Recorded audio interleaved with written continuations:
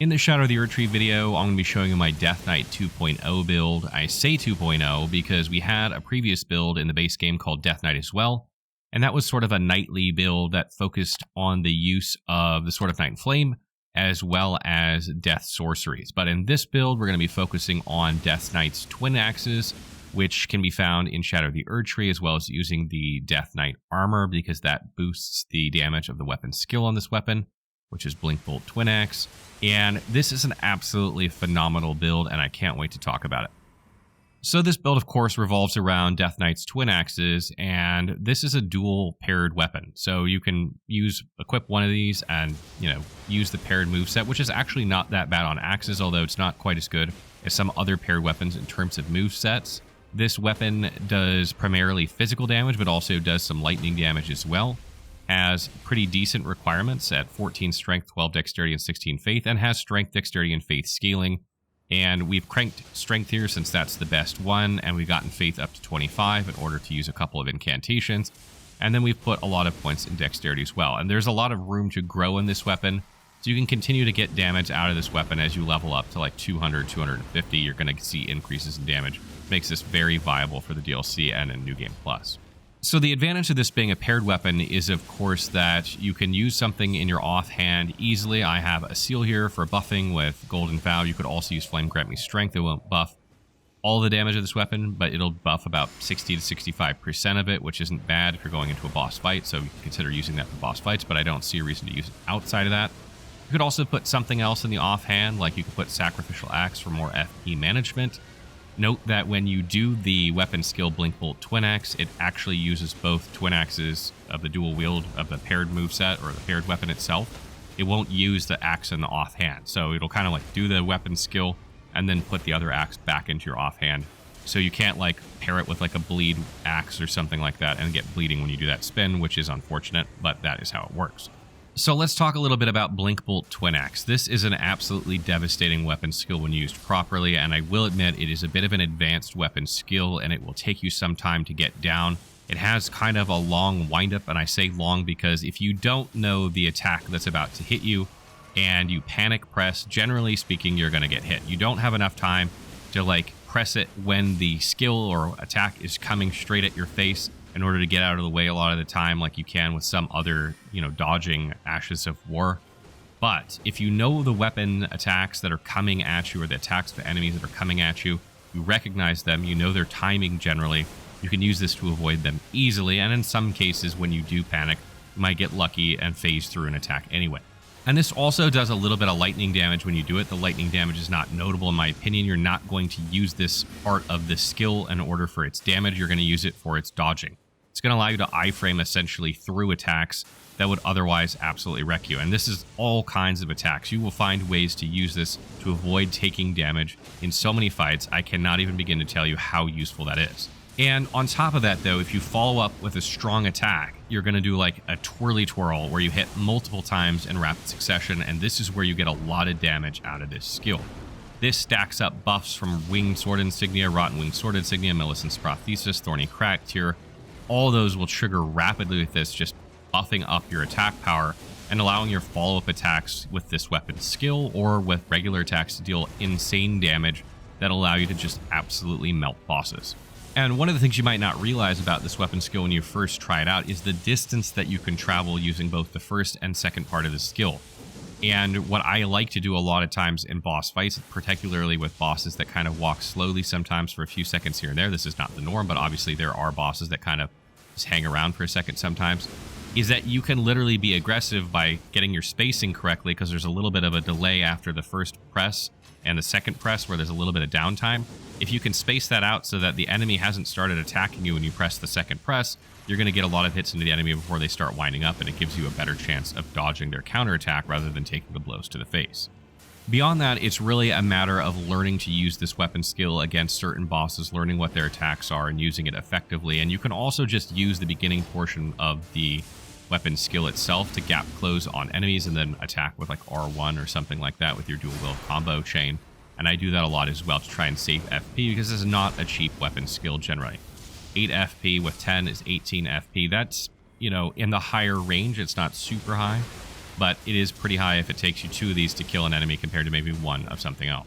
So the seal I'm using here is the Erdtree seal. Only reason I'm using that is it weighs nothing. I don't even meet the requirements for it. I'm just using it for Golden Vow. If you had Flame Grant Me Strength, same deal. It's not going to matter with these. So just use something that weighs 0. We're really only using that for these buffs. And then when it comes to the Death Knight set, each piece of the Death Knight set will increase the damage of this weapon skill. It is not a substantial amount of damage that it increases. It seems like the total set is about 5% in my testing or so. It is not a lot. And one of the problems with this set actually is that its poise when you're wearing all 4 pieces is like 47. So you're just under that 51 poise breakpoint, and it kind of sucks to use 1 talisman slot for 4 poise. So what I've done here is I've just swapped out the legs for a different one that kind of looks similar in order to kind of keep the fashion, but to get over that 51 poise breakpoint. They don't get staggered out of attacks, and when you're doing Blinkbolt Twinaxe, you don't get interrupted as much. So talisman-wise, we obviously have Millicent's Prothesis and Rotten Winged Sword Insignia. If you don't have both of these, one of these will be Winged Sword Insignia, and that's because the Twirly Twirl Blinkbolt Twinaxe just builds up your attack power super rapidly when you have both of these up, on. So you might as well have both of them because you simply can do this reliably. You can trigger these reliably, allowing you to buff your damage easily in fights. Shard of Alexander is, of course, a no-brainer here as well because that boosts the damage of Blinkbolt Twinaxe, and you want that to hit as hard as possible. And one really good thing about this weapon skill, too, that I forgot to mention earlier, is that it does a decent amount of stance damage, in my opinion. It's not the most stance damage out of any weapon skill I've ever used, but it still does a decent amount, allowing you to get stance breaks now and then. And another talisman I want to mention before I forget is the Blessed Blue Dew talisman is also not bad when you're out on the landscape. That will allow you to replenish FP as you're using the skill, because you use this skill a lot. It's a good way to open up an area with a lot of enemies, buff your attack power before engaging several other enemies.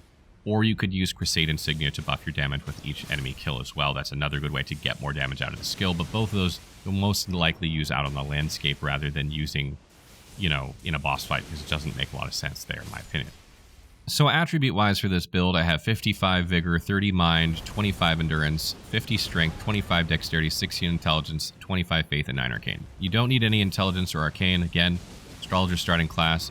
So that's why I have 16 Intelligence. Disregard that. If you're a different class, your stat spread will be a little bit higher in other attributes and will be a little bit better at this level. Vigor's at 55 because this is a very aggressive build, although you can play defensively, obviously using Blinkbolt Twinaxe, but you do like to play offensively in order to build up your attack power and try and rip off huge chunks of damage on bosses, because once your attack power is built up, you then will obviously want to get attacks in after that to deal substantial damage. And endurance-wise, this is at 25. Frankly, this should be a bit higher. If you take this build up, you definitely want to get your endurance up to like 35, maybe 40 even, because you use a lot of stamina with this build. You frankly just use a ton using Blinkbolt Twinaxe and attacking aggressively over and over. And the Two-Headed Turtle Talisman is also a good talisman you could use simply because it really helps with stamina management. So if you're looking for a good 4th talisman slot, that is also a really good candidate because I just find you do have stamina management with this build, is particularly at 25 endurance. We have 50 strength, 25 dexterity, 25 faith for damage there. Strength scaling the best here. We're getting the most damage out of strength. Dexterity is also pretty good, but behind strength. And faith seems to be pretty similar to dexterity.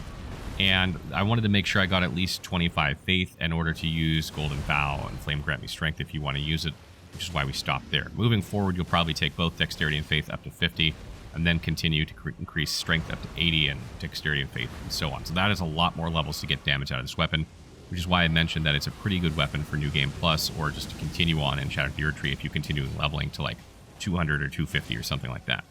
When it comes to Flask of Wondrous Physique, we have the Thorny Cracked here for increased damage as we attack rapidly. That's a no-brainer. Stamina recovery is also good here. As I mentioned, you do typically have stamina management issues in boss fights, so getting that extra stamina recovery is good. If you have the Two-Headed Turtle Talisman, you probably don't need it, but if you don't, it's definitely good to have it there. You can also use the Lightning Shrouding Cracked here in order to increase your lightning damage. This weapon does about 1/3 of its damage as lightning, so that's not as much of a boost if it was full, but it is a way to boost damage. And then lastly, when it comes to Great Runes, Radahn's is the obvious choice here because you need more FP for this build because you simply use a lot. You need more stamina because it's stamina hungry, and more health is good for trading damage because you're playing aggressively. So highly recommend using that one if you are playing this build. So that wraps up our Death Knight 2.0 build. I wanted to make a build that showcases buffing Dragon Cult skills, and if you don't know what dragon skills are, these are typically the skills that deal lightning damage. Not all of this is true, but most of the skills that deal lightning damage, like Lightning Slash or Thunderbolt, both of those are Dragon Colt skills, so this set, the Death Knight set, will boost the damage of those skills. So you can also play around with those skills if you want. But this is a new Ash of War, and I wanted to showcase it. It also slaps really hard. And also keep in mind that the Death Knight set boosts Dragon Colt incantation damage, but I'm going to be doing a separate video on Dragon Colt incantations and build with that using something else, so stay tuned for that. And as always, if you have tips or questions, leave them in the comments, and I'll try and answer them as soon as I can.